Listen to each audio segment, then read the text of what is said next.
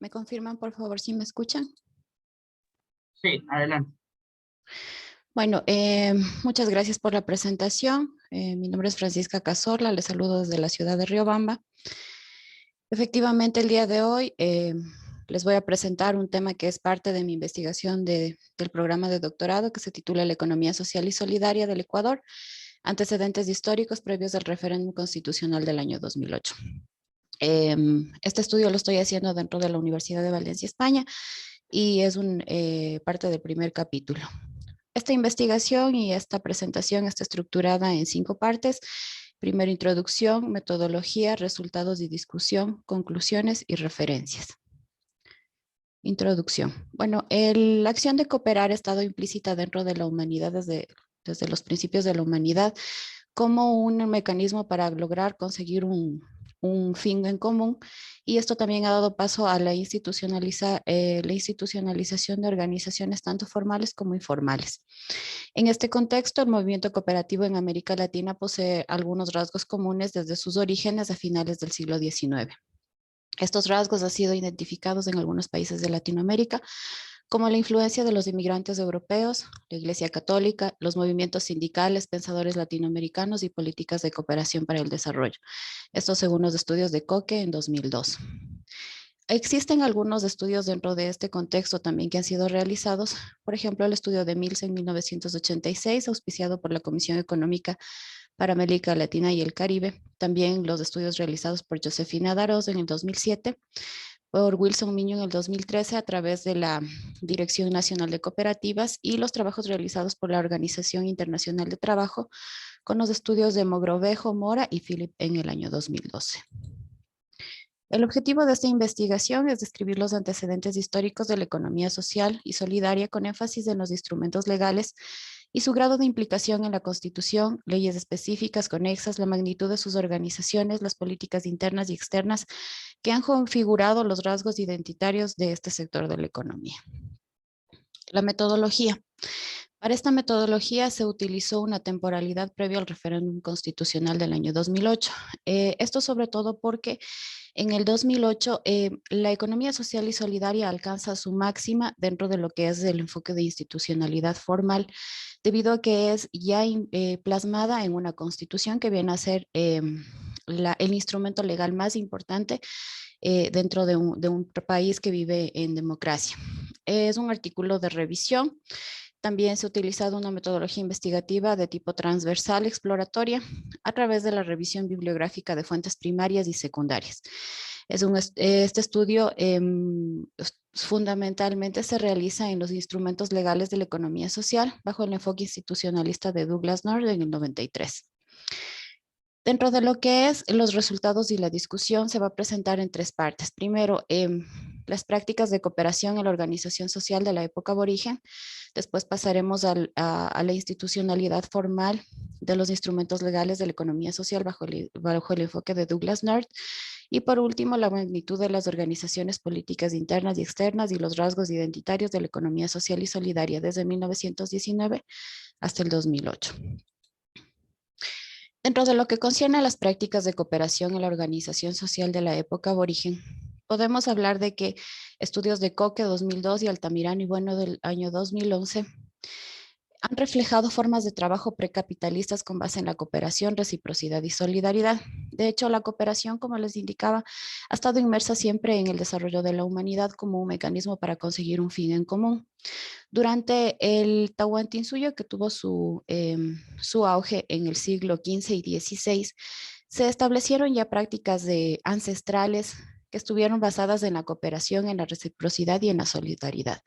Algunos de estos términos dentro de los países latinoamericanos, andinos, son conocidos, por ejemplo, el término Ayllu, el Aini, la Minca o la Minga.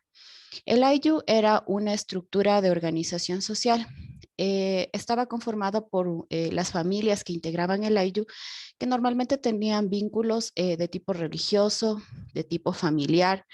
El Ayllu en el Ayllu existía y coexistía la forma de trabajo que se denomina el Aini. El Aini era un sistema de trabajo de reciprocidad familiar, diferente a la Minca porque el Aini En el AINI se establecía una forma de trabajo solidario, sin embargo, era una responsabilidad ética que existía entre los miembros de las familias del Ayllu para realizar trabajos de interés privado y también de interés común. Por ejemplo, la construcción de una casa, también en cuanto a lo que son trabajos agrícolas, y de por medio existía un trabajo, una obligación de dar y recibir. Por ejemplo, si una familia me colaboraba en la construcción de una vivienda, yo tenía la obligación de posteriormente devolver ese trabajo en las mismas circunstancias. A pesar de no existir una regla formal establecida, existía una regla ética que me obligaba a devolver ese trabajo en la misma especie, según los estudios de COWI 2009. Por otro lado, la minca o la minga era un sistema de trabajo de colectivismo y de trabajo, sobre todo, esto de la minca o minga, que es conocido, el término muy conocido dentro de los países de Latinoamérica y sobre todo los países andinos. A través de este mecanismo se lograron la construcción de grandes obras dentro de lo que fue el Tahuantinsuyo. A diferencia del AINI, la Minca o Minga consistía en trabajos de obras de interés común. Por ejemplo, la construcción de terrazas, la construcción de templos, de puentes. Este tipo de trabajos se levantaban a través de la Minca o Minga.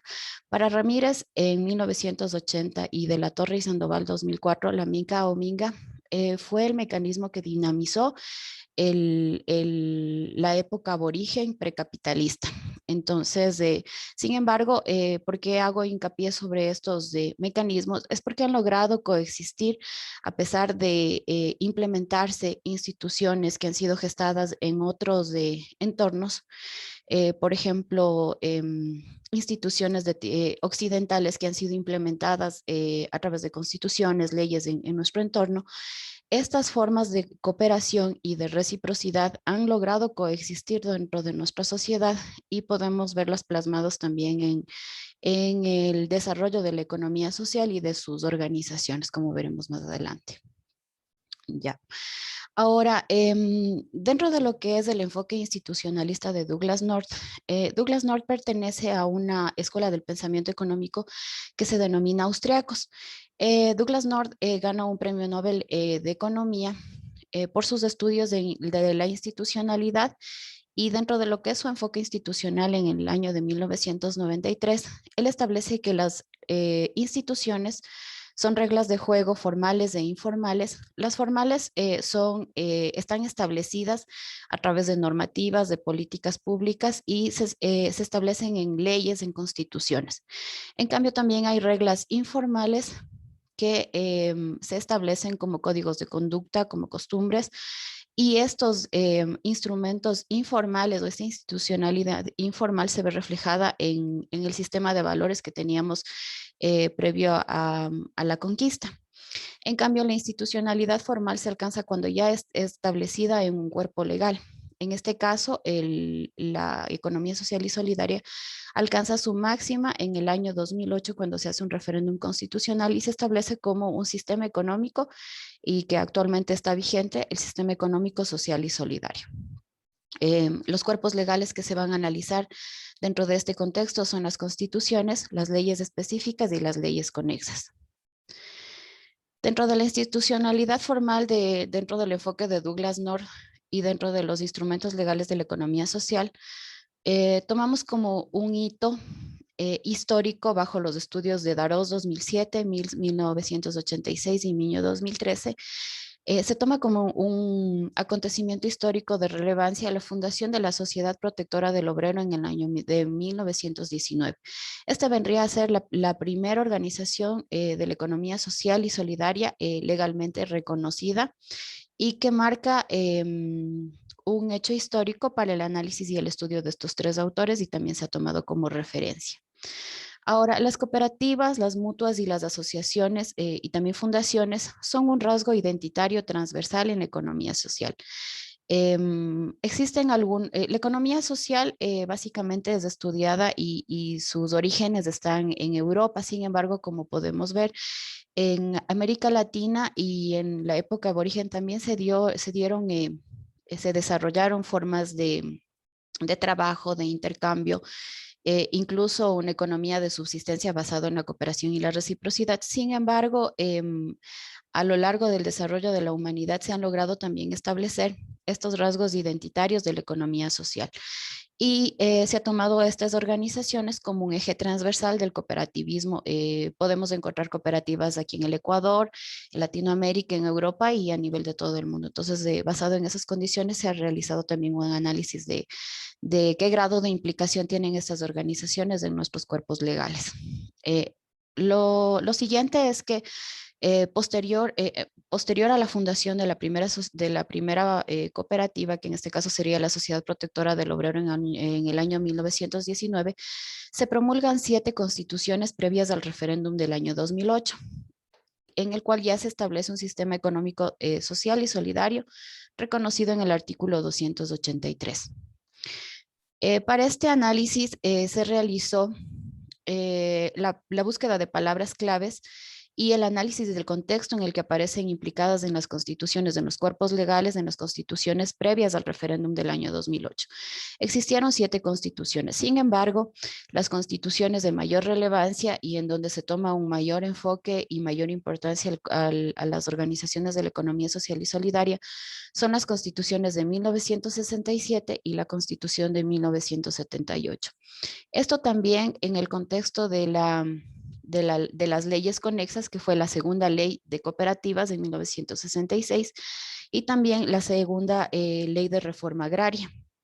Esto tuvo una relación directa debido a que a través de las cooperativas se dio consecución algunas políticas públicas y también políticas externas de fomento cooperativista.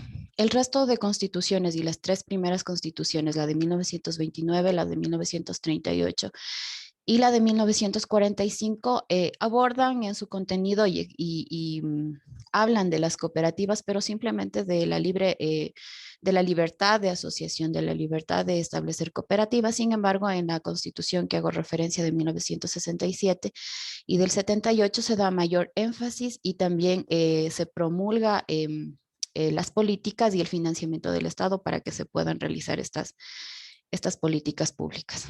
Ahora, posterior al análisis de las constituciones, tenemos el análisis de las leyes específicas, en este caso la Ley de Cooperativas de 1937. Esta ley de cooperativas, a decir de Mills, fue una ley paternalista y poco práctica, porque en efecto no logró tener un efecto mayor dentro de lo que es el sistema económico, simplemente fue un instrumento legal que no fue aplicado en ese entonces.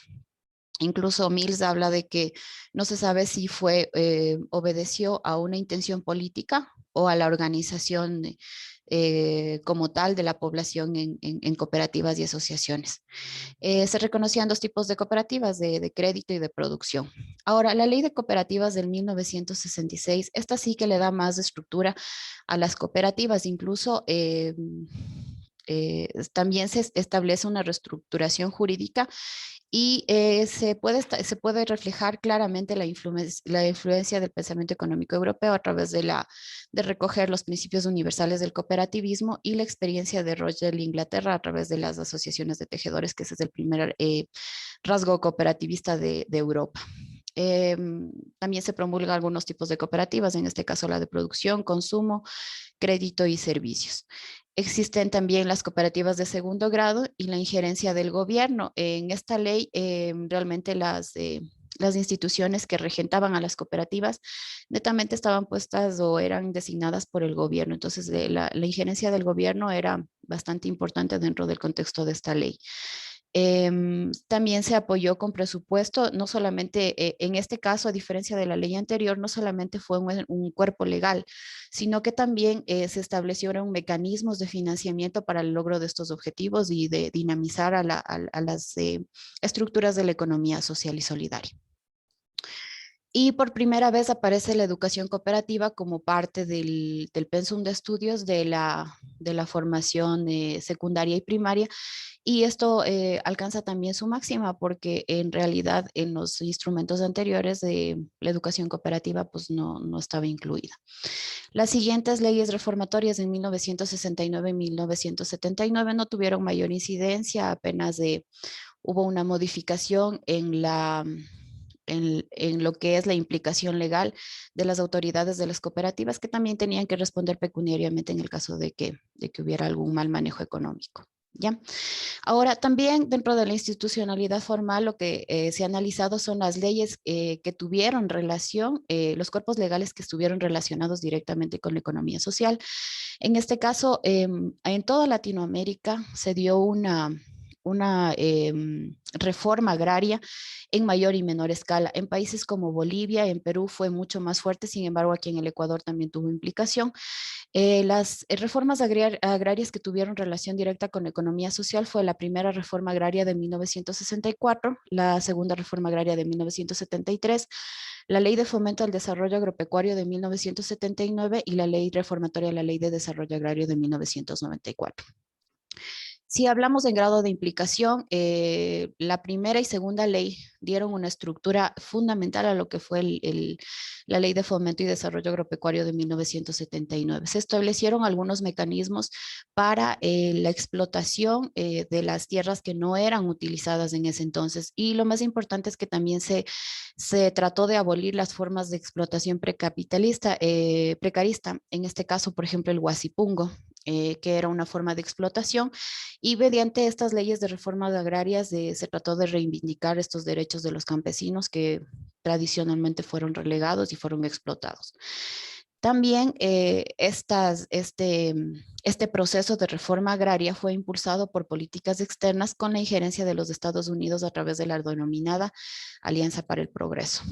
Ahora, si hacemos una línea de tiempo dentro de lo que es el contexto de la evolución de las instituciones de la economía social y solidaria desde 1919 a 1918, podemos establecer y se puede observar que tuvo un auge en los años 60. Sin embargo, este auge también obedece a las políticas externas de fomento cooperativista. El escenario en el que se encontraba a nivel mundial después de la Guerra Fría y la Revolución Cubana, Estados Unidos implementa políticas, y en este caso el programa de Alianza para el Progreso, a fin de tener procesos revolucionarios, pero que pudieran manejarlos. Y las cooperativas fueron un instrumento que permitió aquello, porque por un lado, permitían la participación, la educación también en ese contexto y una implicación democrática, que era lo que pedían, digamos, la población de América Latina, y vieron, al ver una posibilidad con lo que pasó en Cuba,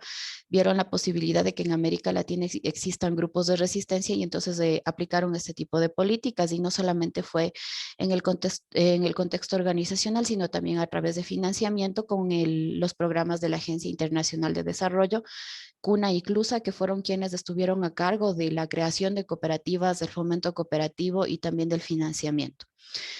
Posteriormente, en los años 70 sí se da un crecimiento, pero no tan importante como en los años 60. El modelo cepalino, a través del modelo de sustitución, de sustitución de las importaciones, coincide con el auge petrolero y la reforma agraria que se da entre 1977 y 1979.